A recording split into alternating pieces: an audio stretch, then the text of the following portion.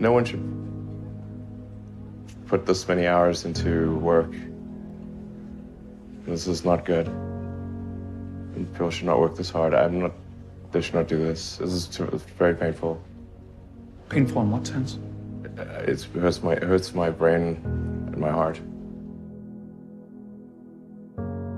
Particularly if you're starting a company, you need to work super hard. So what does super hard mean? Well, when my brother and I were starting our first company, instead of getting an apartment, we just rented a small office and we slept on the couch. And we showered at the YMCA, and we're so hot up we had just one computer. So the website was up during the day, and I was coding at night, 7 days a week, all the time. And I sort of briefly had a girlfriend in that period, and in order to be with me, she had to sleep in the office. So work hard, like, every waking hour. That's the thing I would say, particularly if you're starting a company. And I mean, if you do simple math, say like, okay, if somebody else is working 50 hours and you're working 100, you'll get twice as much done in the course of a year as the other company. You just work like hell. I mean, you just have to put in, 80 to 100 hour weeks every week. And That's then a lot of work. all those things improve the odds of success. I mean, if other people are putting in 40-hour work weeks and you're putting in 100-hour work weeks, then even if you're doing the same thing, you know that in 1 year you will achieve what they achieve. You will achieve in 4 months what it takes them a year to achieve. What was your biggest failure, and how did it change you? We almost did die at SpaceX, actually. So I budgeted for 3 flights. I mean, technically, I did have a plan where I had the money from PayPal. I had like about 180 million from PayPal. And I thought, I'll allocate half of that to SpaceX and Tesla and Solar City, and that should be fine. I'll have 90 million, like, it's just lots, But then what happened is things cost more and took longer than I thought. So I had a choice of either put the rest of the money in or the companies are going to die. And it's like, so I ended up putting all the money in and borrowing money for rent from friends. 2008 was brutal. 2008 we had the 3rd consecutive failure of the Falcon 1 rocket for SpaceX. Tesla almost went bankrupt. We closed our financing round 6 p.m. Christmas Eve 2008. It was the last hour of the last day that it was possible. We would have gone bankrupt 2 days after Christmas otherwise. SpaceX is alive by the skin of its teeth, so is Tesla. If things had just gone a little bit the other way, both companies would be dead. And I had, like, one of the most difficult choices I have ever faced in life was in 2008. I think I had maybe $30 million left, or $30 or $40 million left in 2008. I had 2 choices. I could put it all into one company, and then the other company would definitely die, or split it between the 2 companies. But if I split it between the 2 companies, then both might die. And when you put your blood, sweat, and tears into creating something, or building something, it's like a child. And so it's like, which one am I going to let one starve to death? I couldn't bring myself to do it, so I split the money between the 2. Fortunately, thank goodness, they both came through. Tesla really faced a severe threat of death due to the Model 3 production ramp. Essentially, the company was bleeding money like crazy, and just if we didn't solve these problems in a very short period of time, we would die. And it was extremely difficult to solve them. How close to death did you come? Within single-digit weeks. 22 hours a day, or like how many I hours? was working, so 7 days a week, sleeping in the factory. I worked in the paint shop, general assembly, body shop. You ever worry about yourself imploding? Like it's just too much? Absolutely. I think failure is bad. I don't think it's good. But if something's important enough, then you do it even though the risk of failure is high. Were you a little naive when you thought, I can easily build an electric car and a rocket? I didn't think it would be easy. Like I said, I thought they would probably fail. But you know, like creating a company is almost like having a child. So it's sort of like, how do you say your child should not have food? So once you have the company, you have to feed it and nurse it, and take care of it, even if it ruins you. Yeah.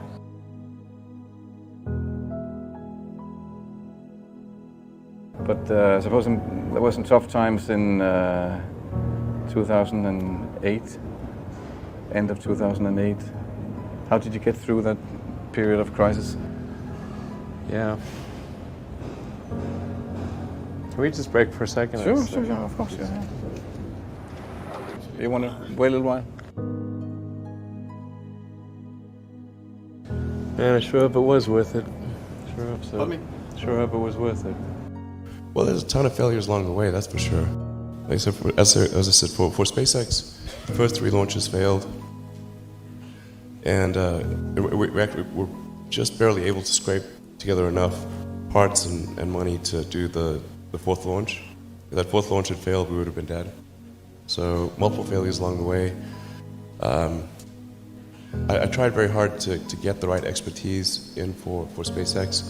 I tried hard to find a great chief engineer for the rocket, but the good chief engineers wouldn't join, and the bad ones, well, there was no point in hiring them. So I ended up being chief engineer of the rocket.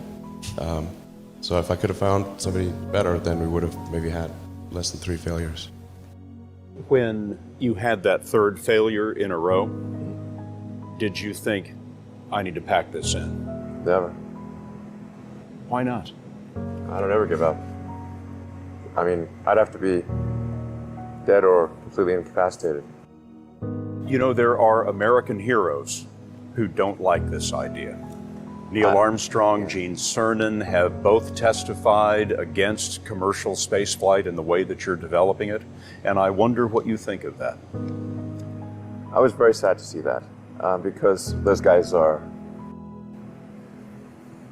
those guys are heroes of mine, so it's really tough. I wish they would come and visit and see the hardware that we're doing here. And I think that would change their mind. They inspired you to do this, didn't they? Yes. And to see them casting stones in your direction.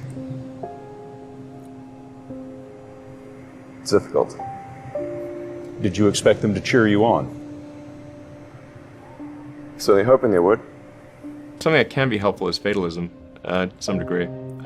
If you just accept the probabilities, then that diminishes fear.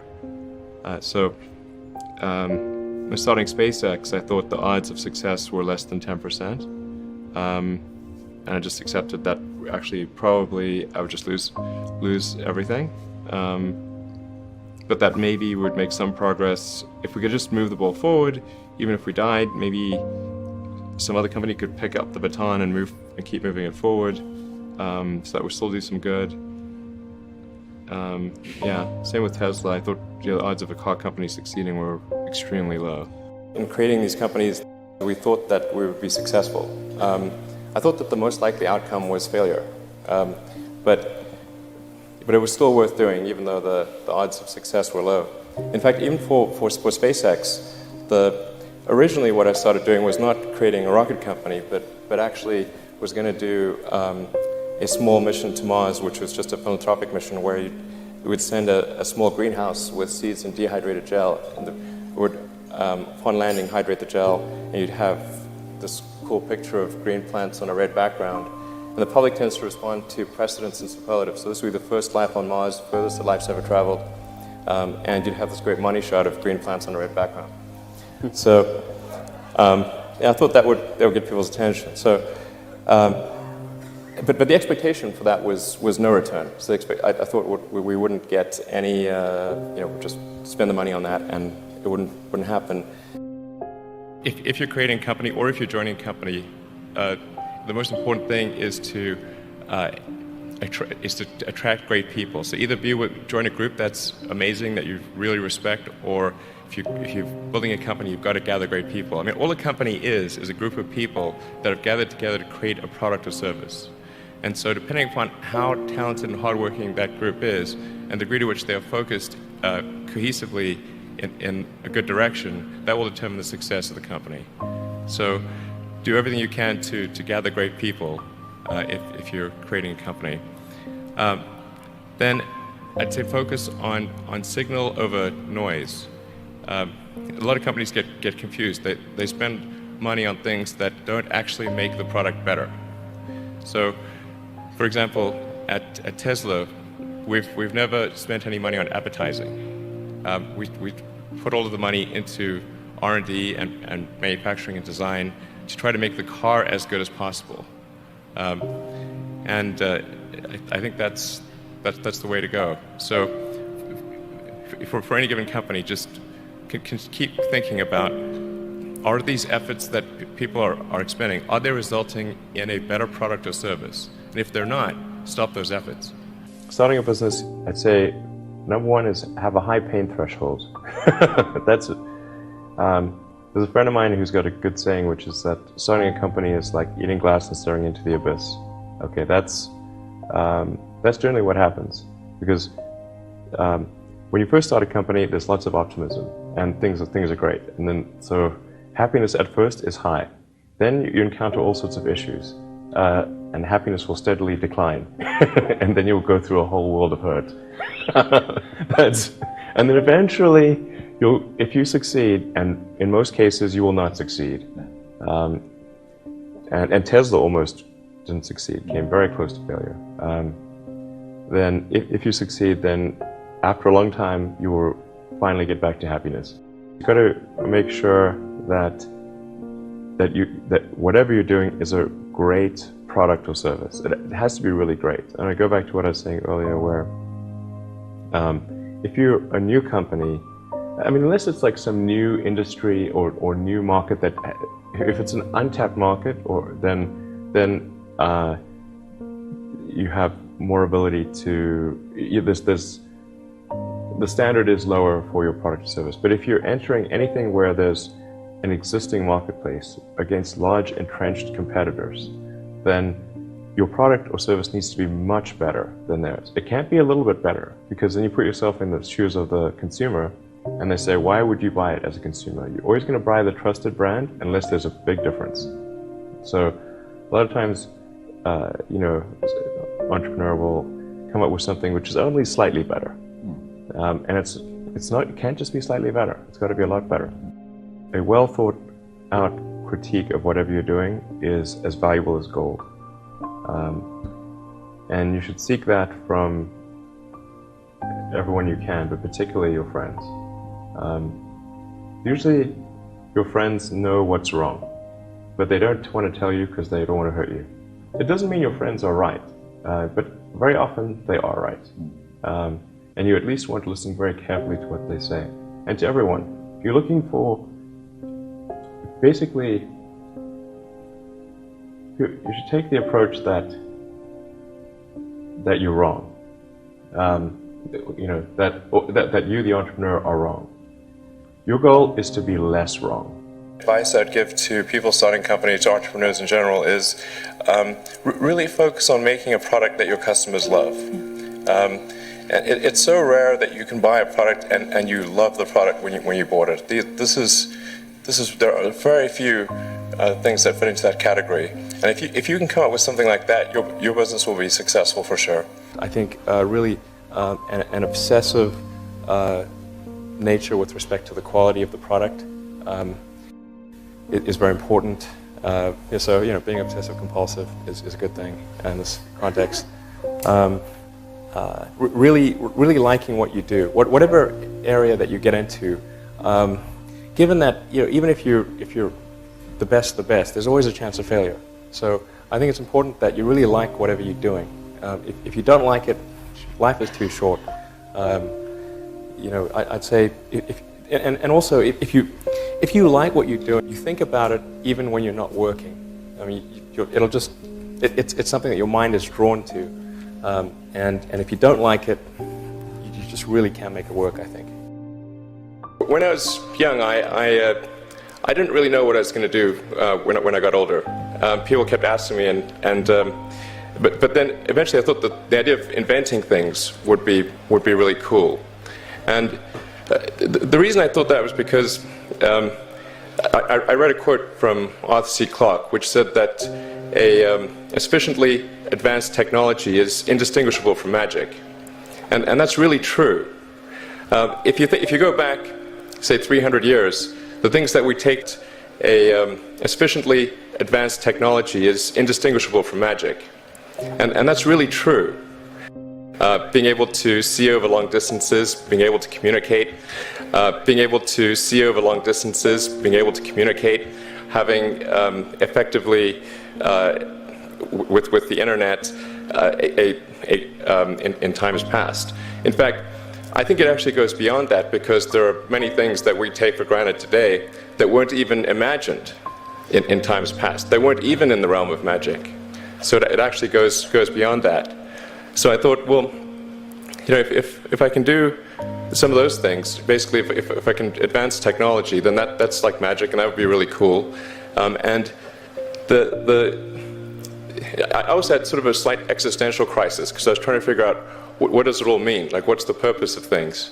And I came to the conclusion that if we can advance the knowledge of the world, if we can do things that expand the scope and scale of consciousness, then we're better able to ask the right questions and become more enlightened, and that's really the only way forward. So I studied physics and business, because I figured in order to do a lot of these things, you need to know how the universe works, and you need to know how the economy works. And you also need to be able to bring a lot of people together to work with you to create something, because it's very difficult to do something as an individual if it's a significant technology. So I originally came out to California to try to figure out how to improve the energy density of electric vehicles, basically to try to figure out if there was an advanced capacitor that could serve as an alternative to batteries. And that was in '95, and that's also when the internet started to happen. And I thought, well, I can either pursue this technology where success may not be one of the possible outcomes, which is always tricky, or participate in the internet and be part of it. And I think maybe it's helpful to say one of the things that was important then in the creation of PayPal was kind of how it started, because initially the initial thought with PayPal was to create an agglomeration of financial services, so to have one place where all of your financial services needs would be seamlessly integrated and work smoothly. And then we had like a little feature which was to do email payments.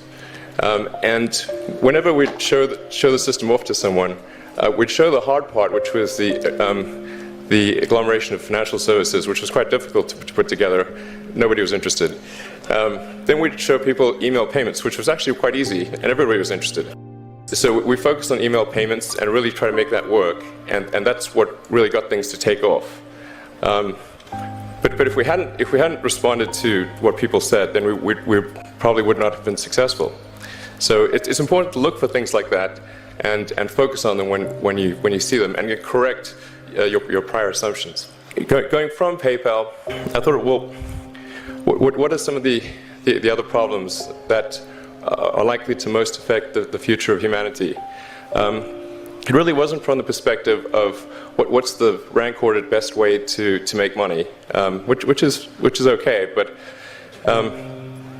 it was really what I think is going to most affect the future of humanity. So I think the biggest terrestrial problem we've got is sustainable energy, but the production and consumption of energy in a sustainable manner. If we don't solve that this century, we're in deep trouble.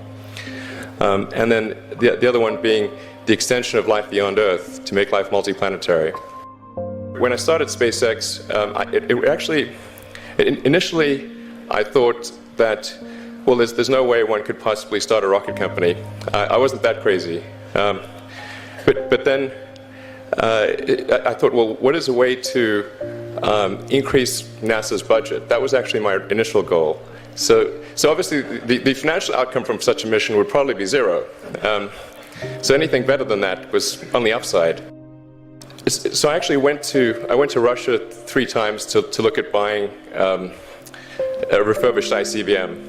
And I can tell you it was very weird going there in 2000, late 2001, 2002, going to the Russian rocket forces and saying, I'd like to buy 2 of your biggest rockets, but you can keep the nuke.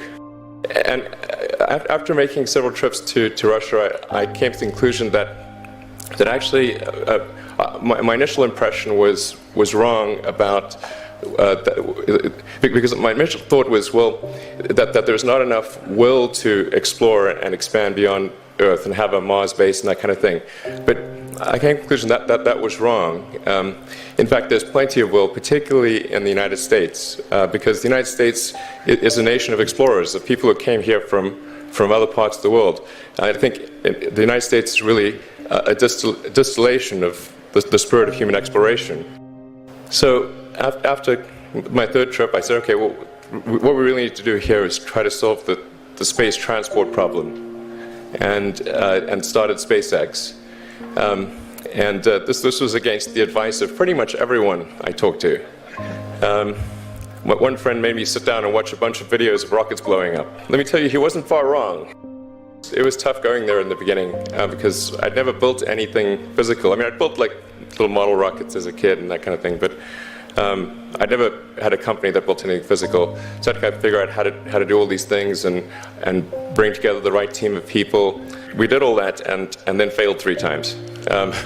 It was tough going. Because the thing about a rocket is that the passing grade is 100%. You don't get to actually test the rocket in the real environment that it's going to be in.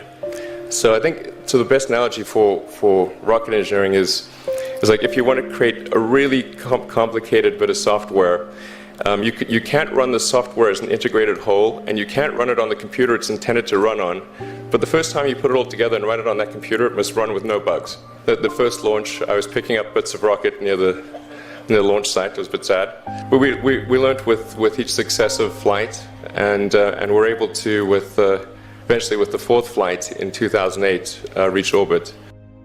And that was also with the last bit of money that we had. So we got the Falcon 1 to orbit, and then began to scale that up to the Falcon 9, which is about an order of magnitude more thrust. It's around 1 million pounds of thrust.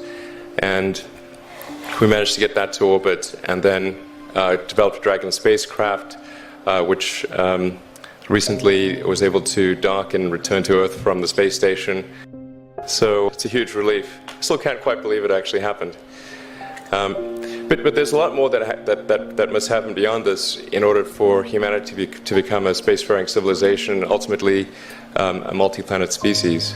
And that's something I think it's vitally important, and I hope that some of you will participate in that, either at SpaceX or at other companies, because it's just really one of the most important things for the preservation and extension of consciousness. I mean, it's worth noting, as I'm sure people are aware, the Earth has been around for 4 billion years, and civilization, at least in terms of having writing, has been around for 10,000 years, and that's being generous. So it's really somewhat of a tenuous existence that civilization and consciousness, as we know it, has been on Earth. And I think I'm actually fairly optimistic about the future of Earth. So I don't want to sort of people to have the wrong impression that I think we're all about to die. I think things will most likely be okay for a long time on Earth, but not for sure, but most likely. But even if it's sort of 99% likely, a 1% chance is still worth spending a fair bit of effort to ensure that we've backed up the biosphere, planetary redundancy, if you will. And so I think it's really quite important. And in order to do that, there's a breakthrough that needs to occur, which is to create a rapidly and completely reusable transport system to Mars. which is one of those things that's right on the borderline of impossible. But that's sort of the thing that we're going to try to achieve there with SpaceX. When I was a kid, I was wondering kind of what's the meaning of life? Like, why are we here? What's it all about? And I came to the conclusion that what really matters is trying to understand the right questions to ask.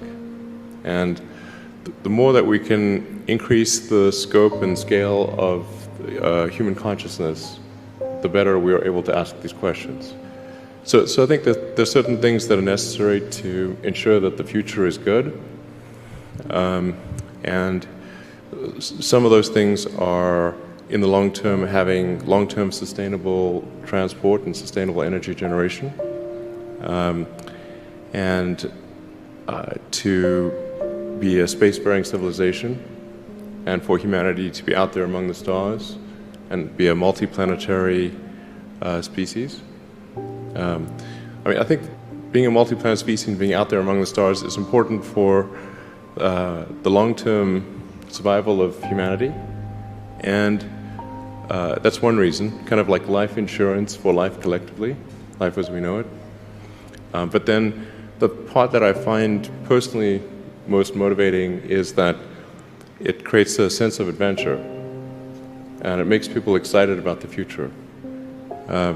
If you consider two futures, one where we are forever confined to Earth until eventually something terrible happens, or another future where we are out there on many planets, maybe even going beyond the solar system, I think that second version is incredibly exciting and inspiring, and there need to be reasons to get up in the morning. Life can't just be about solving problems. Otherwise, what's the point? There's got to be things that people find inspiring and make life worth living. You're 47. What is the likelihood that you personally will go to Mars? 70%. We've recently made a number of breakthroughs that I'm just really fired up about. And when does that happen? In our lifetimes? Yeah. I'm talking about moving there. So it's like, if you get the price per ticket maybe around $200,000. This could be an escape hatch for rich people. No, your probability of dying on Mars is much higher than Earth. Really, the average going to Mars would be like Shackleton's average going to the Antarctic. It's going to be hard. There's a good chance of death.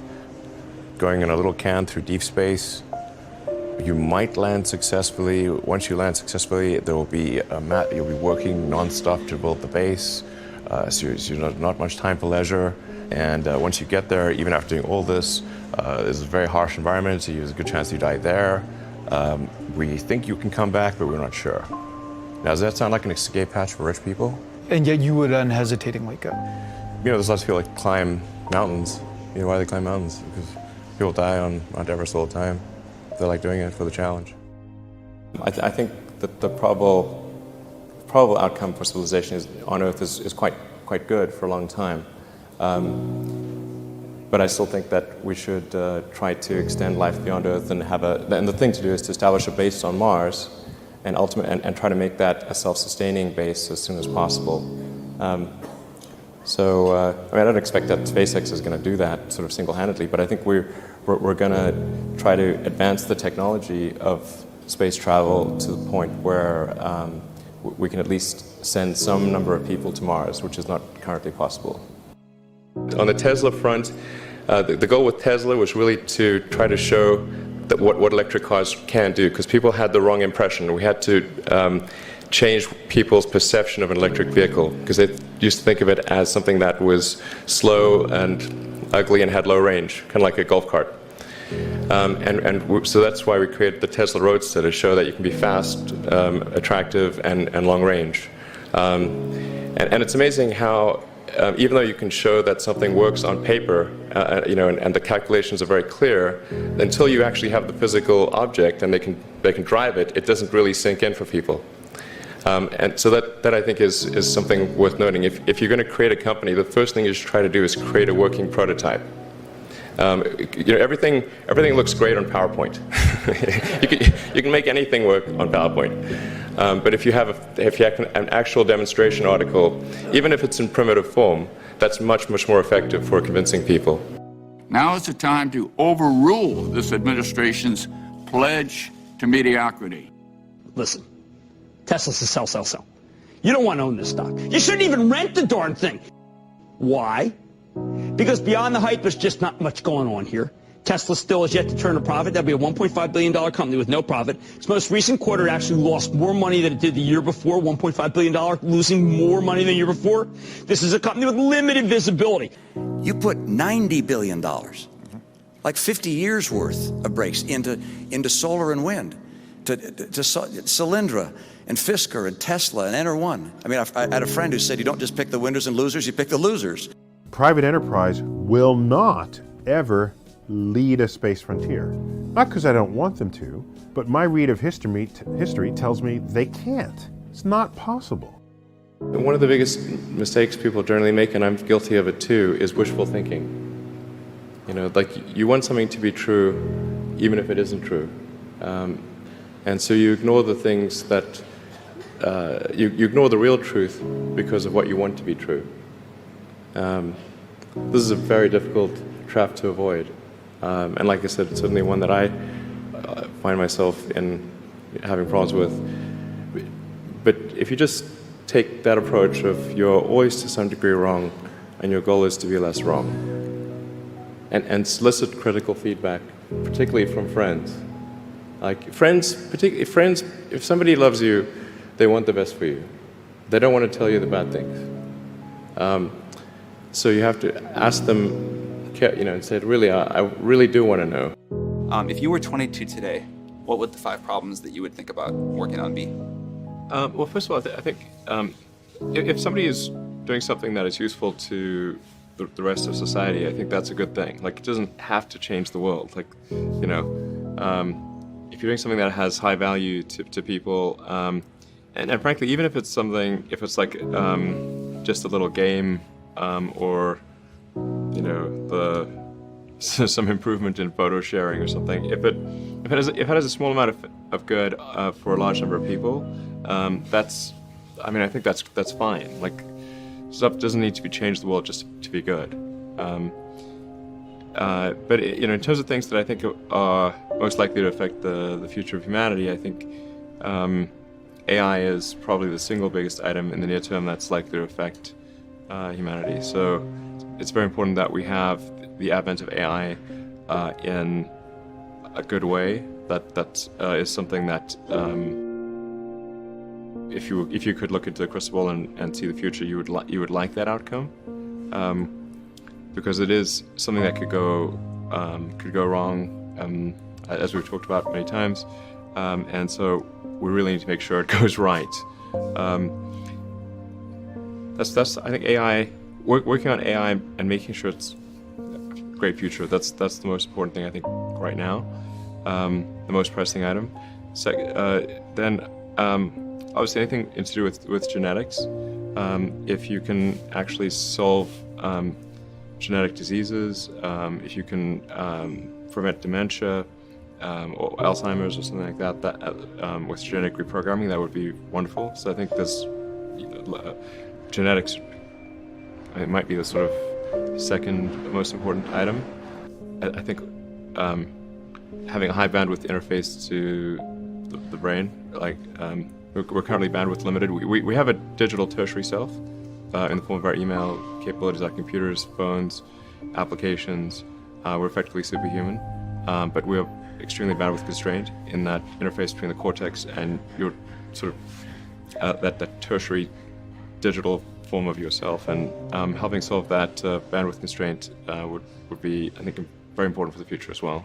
What have you done, or what did you do when you were younger that you think sort of set you up to have a big impact? Well, I think first of all I should say that I did not expect to be involved in all these things. So the 5 things that I thought about at the time in college, so quite a long time ago, 25 years ago, making life multiplanetary,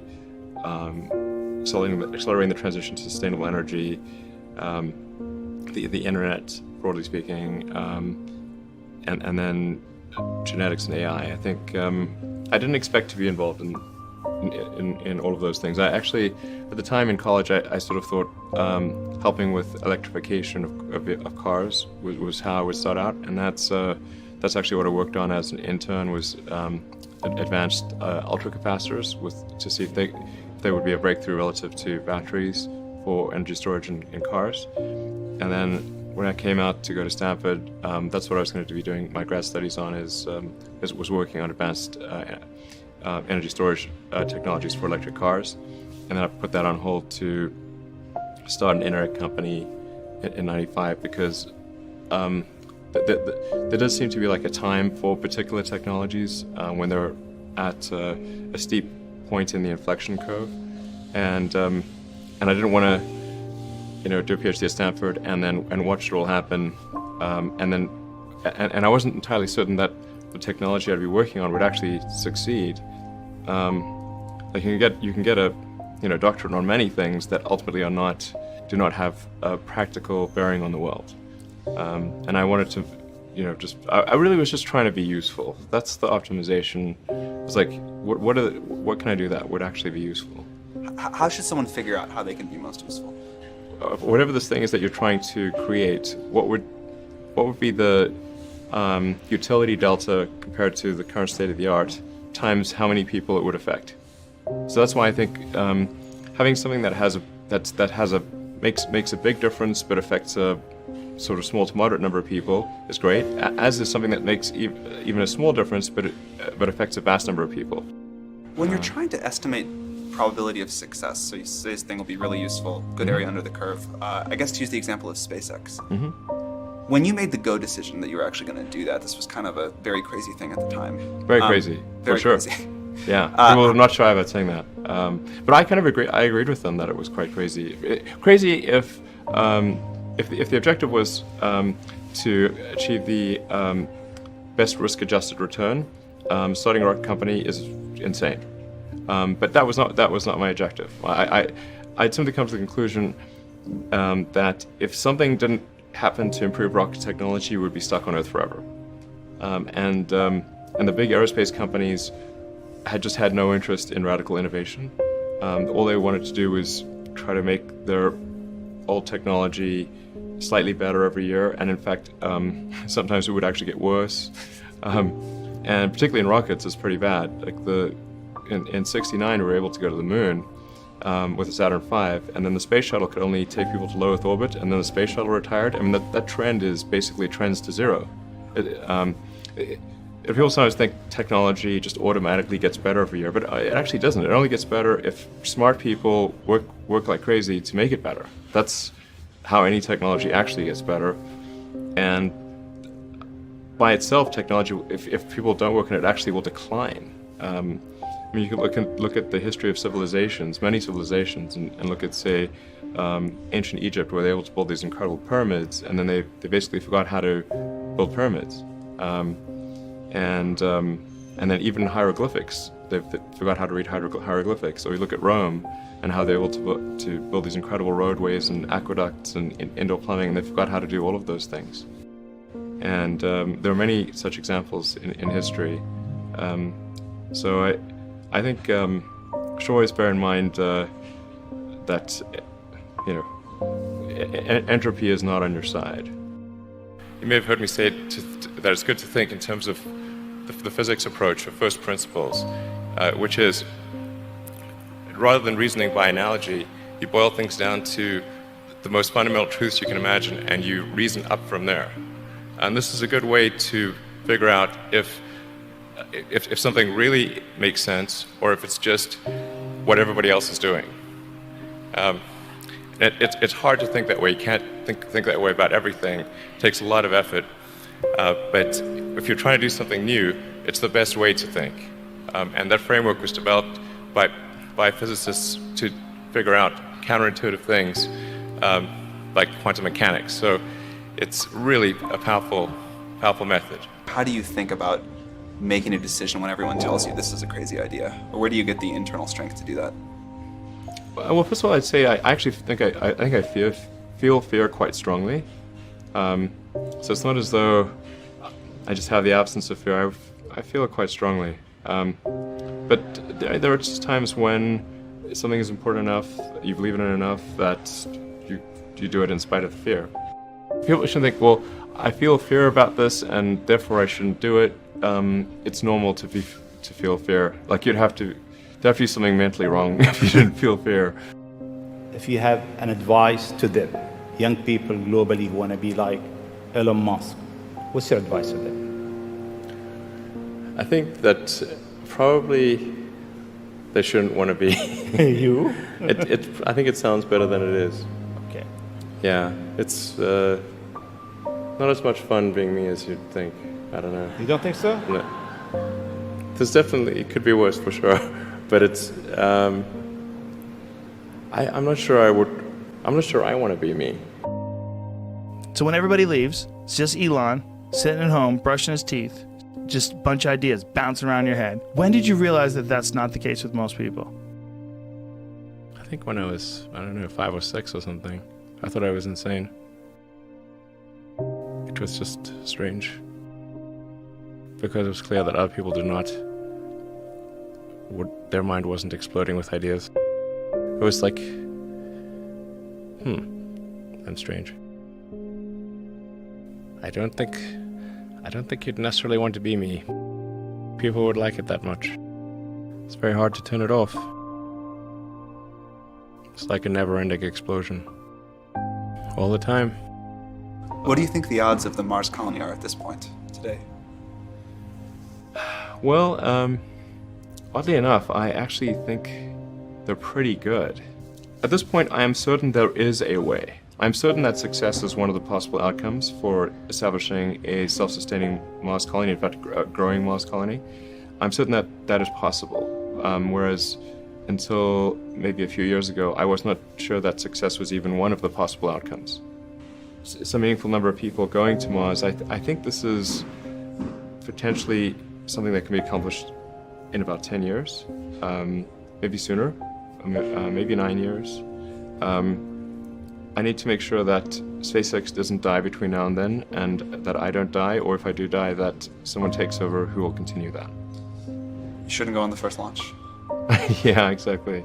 The best of the available alternatives that I can come up with, and maybe somebody else can come up with a better approach or better outcome, is that we achieve democratization of AI technology, meaning that no one company or small set of individuals has control over advanced AI technology.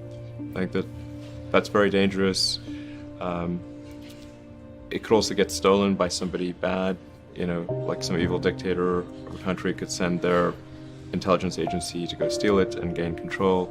It just becomes a very unstable situation, I think, if you've got any incredibly powerful AI.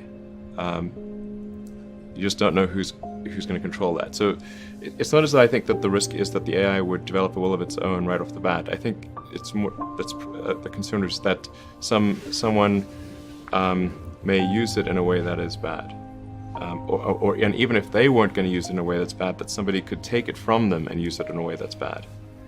That I think is quite a big danger. So I think we must have democratization of AI technology and make it widely available. And that's the reason that obviously the rest of the team created OpenAI was to help with the help spread out AI technology so it doesn't get concentrated in the hands of a few.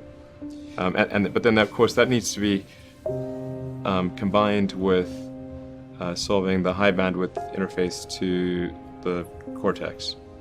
Humans are so slow. Humans are so slow. Yes, exactly. But we already have a situation in our brain where we've got the cortex and the limbic system. And the limbic system is kind of that's the primitive brain. It's kind of like your instincts and whatnot. And then the cortex is the thinking upper part of the brain. Those two seem to work together quite well. Occasionally your cortex and limbic system may disagree. Generally works pretty well, and it's like rare to find someone who I've not found someone who wishes to either get rid of their cortex or get rid of their limbic system. So I think if we can effectively merge with AI by improving that the neural link between your cortex and your digital extension of yourself, which already, like I said, already exists, just has a bandwidth issue. And then effectively, you become an AI human symbiote, and if that then is widespread with anyone who wants it can have it, then we solve the control problem as well. We don't have to worry about some sort of evil dictator AI, because kind of we are the AI collectively. That seems like the best outcome I can think of. I think we've got a really talented group at OpenAI. Yeah, really talented team, and they're working hard. OpenAI is structured as, say, a 501c3 nonprofit, but many nonprofits do not have a sense of urgency. It's fine; they don't have to have a sense of urgency, but OpenAI does. Because I think people really believe in the mission. I think it's important, and it's about minimizing the risk of existential harm in the future. And so I think it's going well. I'm pretty impressed with what people are doing and the talent level. And obviously we're always looking for great people to join. When I interview somebody, I really just ask them to tell me the story of their career and what are some of the tougher problems that they dealt with, how they dealt with those, and how they made decisions at key transition points. And usually that's enough for me to get a very good gut feel about someone. And what I'm really looking for is evidence of exceptional ability. So did they face really difficult problems and overcome them?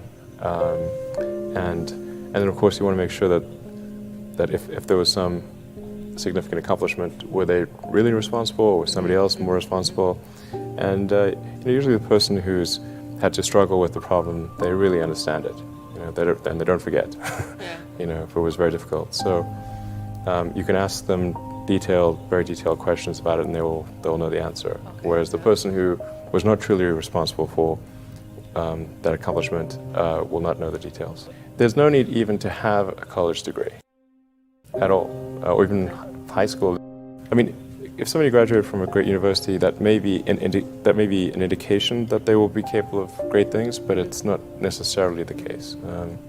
If you look at, say, people like Bill Gates, Larry Ellison, Steve Jobs, these guys didn't graduate from college. But if you had a chance to hire them, of course, that would be a good idea. So, just looking just for evidence of exceptional ability. And if there's a track record of exceptional achievement, then it's likely that will continue into the future. What sort of things do you look for in people or in processes that make the workforce better? Well, I think the massive thing that can be done is to make sure your incentive structure is such that innovation is rewarded and lack of innovation is punished. So there's got to be a carrot and a stick.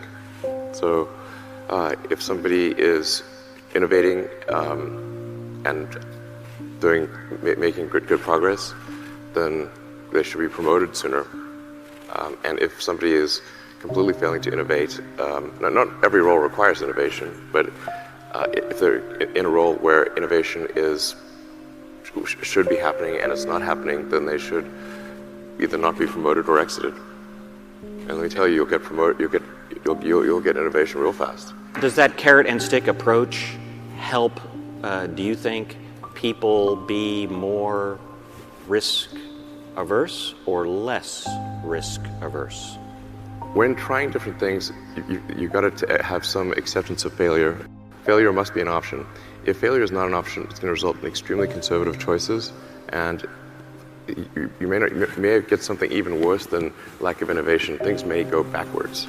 What you really want is, you want reward and punishment to be proportionate to the actions that you seek. So if what you're seeking is innovation, then you should reward success in innovation, and only there should be minor consequences for trying and failing. There should be minor. With significant rewards for trying and succeeding, minor consequences for trying and not succeeding, and major negative consequences for not trying. If you have that incentive structure, you will get innovation like you can't believe. The purpose of Neuralink, like what's our goal? Our goal is to solve important spine and brain problems with a seamlessly implanted device. So you want to have a device that you can basically put in your head and feel and look totally normal, but it solves some important problem in your brain or spine. So going into the Neuralink architecture, what we've done over the past year is dramatically simplify the device. So we about a year ago, we had a device which had multiple parts, including a piece that it had to sort of sit behind your ear, and it was complex, and you wouldn't still look totally normal. You'd have a thing behind your ear.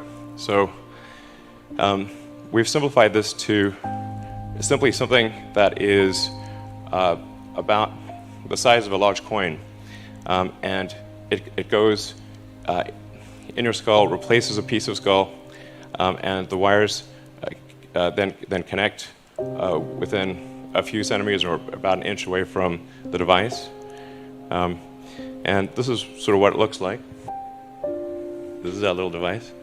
I mean, frankly, to sort of simplify this, what we're, I mean, it's more complicated than this, but in a lot of ways, it's kind of like a Fitbit in your skull with tiny wires. Our current prototype, version 0.9, has about 1,000 channels, so that's about 100 times better than the next best consumer device that's available. And it's a 23 millimeters by 8 millimeters. It actually fits quite nicely in your skull because your skull is about 10 millimeters thick. So it fits, it goes flush with your skull, it's invisible, and all you can see afterwards is that there's a tiny scar. And if it's under your hair, you can't see it at all. In fact, I could have a Neuralink right now, and you wouldn't know. It's also inductively charged, so it's charged in the same way that you charge a smartwatch or a phone. And so you can use it all day, charge it at night, and have full functionality. So you would really, it would be completely seamless, and yeah, no wires. In terms of getting a link, so that, you need to have the device, a great device, and you also need to have a great robot that puts in the electrodes and does the surgery. So you want the surgery to be as automated and as possible, and the only way you can achieve the level of precision that's needed is with an advanced robot. The link procedure, the installation of a link, done in under an hour. So you can basically go in the morning and leave the hospital in the afternoon. And it can be done without general anesthesia. So this is our surgical robot. And we actually ultimately want this robot to do essentially the entire surgery. So in everything from incision, removing the skull, inserting the electrodes, placing the device, and then closing things up and having you ready to leave. So we want to have a fully automated system. How do you spend your days now? Like, what do you allocate most of your time to? My time is mostly split. Well, it's split between SpaceX and Tesla, and of course I try to spend it's a part of every week at OpenAI. So I spend basically half a day at OpenAI most weeks, and then I have some OpenAI stuff that happens during the week. I think a lot of people think I must spend a lot of time with media or on businessy things, but actually almost all my time, like 80% of it, is spent on engineering and design. So it's developing next generation product. That's 80% of it. I think a lot of people think I'm kind of a business person or something, which is fine. Like, business is fine, but but really it's, it's like at SpaceX, Gwynne Shotwell is Chief Operating Officer. She kind of manages legal, finance, sales, and kind of general business activity. And then my time is almost entirely with the engineering team, working on improving the Falcon 9 and the Dragon spacecraft and developing the Mars colonial architecture. And then at Tesla, it's working on the Model 3 and some in the design studio, typically half a day a week. dealing with aesthetics and look and feel things, and then most of the rest of the week is just going through engineering of the car itself, as well as engineering of the factory. Because the biggest epiphany I've had is that what really matters is the machine that builds the machine, the factory, and that is at least 2 orders of magnitude harder than the vehicle itself. What are the scenarios that scare you most? Humanity really is not evolved to think of existential threats in general. We're evolved to think about things that are very close to us, near term, to be upset with other humans, and not to really to think about things that could destroy humanity as a whole. But then in recent decades, just really in the last century, we had nuclear bombs, which could potentially destroy civilization, obviously. We have AI, which could destroy civilization. We have global warming, which could destroy civilization, or at least severely disrupt civilization. Excuse me, how could AI destroy civilization? You know, it would be something in the same way that humans destroyed the habitat of primates. I mean, it wouldn't necessarily be destroyed, but we might be relegated to a small corner of the world. When Homo sapiens became much smarter than other primates, it pushed all the other ones into small habitats. Couldn't AI, even in this moment, just with the technology that we have before us, be used in some fairly destructive ways? You could make a swarm of assassin drones for very little money by just taking the Face ID chip that's used in cell phones and having a small explosive charge and a standard drone, and have them just do a grid sweep of the building until they find the person they're looking for, ram into them and explode. You can do that right now. No new technology is needed. Right now. People just think this stuff is of sci-fi novels and movies, and it's so far away. But every time I hear you speak, it's like, well, no, this stuff is sitting. It's right here. Probably a bigger risk than being hunted down by a drone is that AI would be used to make incredibly effective propaganda. That would not seem like propaganda. So these are deep fakes. Yeah, influence the direction of society, influence elections. Artificial intelligence just hones the message, looks at the feedback, makes this message slightly better. Within milliseconds, it can adapt its message and shift and react to news. And there's so many social media accounts out there that are not people. Like, how do you know it's a person, not a person? People look like they have a much better life than they really do. People are posting pictures of when they're really happy. They're modifying those pictures to be better looking. Even if they're not modifying the pictures, they're at least selecting the pictures for the best lighting, the best angle. So people basically seem they're way better looking than they basically really are. And they're way happier seeming than they really are. So if you look at everyone on Instagram, you might think, man, there are all these happy, beautiful people, and I'm not that good looking and I'm not happy. So I must suck, and that's gonna make people sad. When in fact, those people you think are super happy, actually not that happy. Some of them are really depressed. They're very sad. Some of the happiest seeming people, actually some of the saddest people in reality. So I think things like that can make people quite sad. This may sound corny, but love is the answer. Wouldn't hurt to have more love in the world. I think people should be nicer to each other and give more credit to others, and don't assume that they're mean until you know they're actually mean. It's easy to demonize people. You're usually wrong about it. People are nicer than you think. Give people more credit. There's going to be some amount of failure. But you want your net useful output to be maximized. Failure is essentially irrelevant unless it is catastrophic. The final thing I would encourage you to do is, now is the time to take risk. As you get older, your obligations increase. So and once you have a family, you start taking risk not just for yourself, but for your family as well. It gets much harder to do things that might not work out. So now is the time to do that before you have those obligations. So I would encourage you to take risks now. Do something bold. You won't regret it.